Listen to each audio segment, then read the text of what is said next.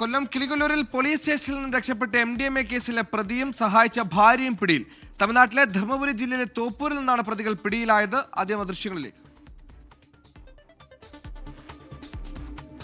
അരുൺരാജ് കൊല്ലത്തും ചേർന്നാരും ഇന്നലെ ഈ സ്റ്റേഷന്റെ പടിവാതിൽക്കിൽ നിന്ന് ഭാര്യയുടെ ഒരു വല്ലാത്ത രക്ഷാദൗത്യമായിരുന്നു. ഇന്നലെയാണെങ്കിൽ ഭർത്താവ് മാത്രമായിരുന്നു പ്രതി. ഇന്നിപ്പോൾ ഇതാ രക്ഷാദൗത്യത്തിന് പിന്നാലെ ഭാര്യയും ഭർത്താവും പ്രതികളാകുന്നു. എവിടെ നിന്നാണ് പിടികൂടിയത്?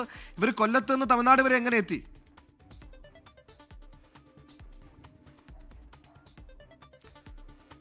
സുഹേൽ, പോലീസിനെ വെട്ടിച്ച് കിളിക്കൊല്ലൂർ സ്റ്റേഷനിൽ നിന്ന് കടന്നു കളഞ്ഞ അജു മൻസൂറും അതുപോലെ തന്നെ ഭാര്യ ബിൻഷയും ഇപ്പോൾ തമിഴ്നാട്ടിലെ ധർമ്മപുരിയിലെ തോപ്പൂരിൽ നിന്നാണ് പിടിയിലായിരിക്കുന്നത്.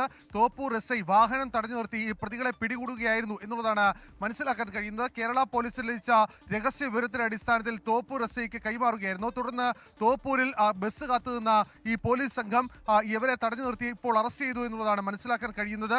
MDMA കേസുമായി ബന്ധപ്പെട്ടാണ് അജു മൻസൂറിനെ കിളിക്കൊല്ലൂർ പോലീസ് മിനിഞ്ഞാന്ന് അറസ്റ്റ് ചെയ്യുന്നത്. തുടർന്ന് സ്റ്റേഷനിൽ ഇരുത്തി കസ്റ്റഡിയിലുള്ള നടപടികൾ പൂർത്തിയാകുന്നതിനിടയ്ക്കാണ് ഭാര്യ സ്കൂട്ടറിലെത്തി പോലീസ് സ്റ്റേഷന് മുമ്പിൽ നിന്ന് അതിസാഹസികമായി ഭർത്താവുമായി രക്ഷപ്പെടുന്നത്. തുടർന്ന് സംസ്ഥാനം വിട്ട പ്രതികളെ വളരെ കൃത്യമായി തന്നെ പോലീസ് സംഘം നിരീക്ഷിച്ചു വരികയായിരുന്നു. ഈ നിരീക്ഷണത്തിനൊടുവിലാണ് ഇപ്പോൾ ധർമ്മപുരിയിലെ തോപ്പൂരിൽ നിന്ന് ഇപ്പോൾ പിടികൂടിയിരിക്കുന്നത്.